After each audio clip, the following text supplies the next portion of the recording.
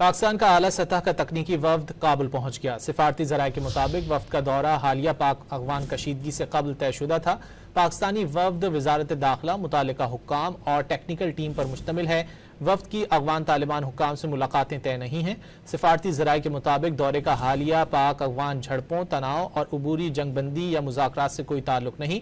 वफ्द का ज्यादा काम काबुल में पाकिस्तानी सिफारत खाने में है। वफ्द पाकिस्तानी सिफारत खाने में वीज़ा निज़ाम में इस्लाहात का जायजा लेगा। पाकिस्तान का आला सतह का तकनीकी वफ्द काबुल पहुंच गया। सिफारती जराये के मुताबिक वफ्द का दौरा हालिया पाक अफगान कशीदगी से कबल तयशुदा था।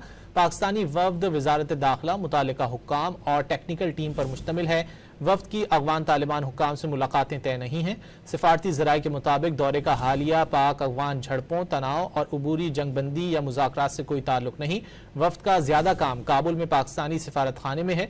वफ्द पाकिस्तानी सिफारत खाने में वीज़ा निज़ाम में इस्लाहात का जायजा लेगा।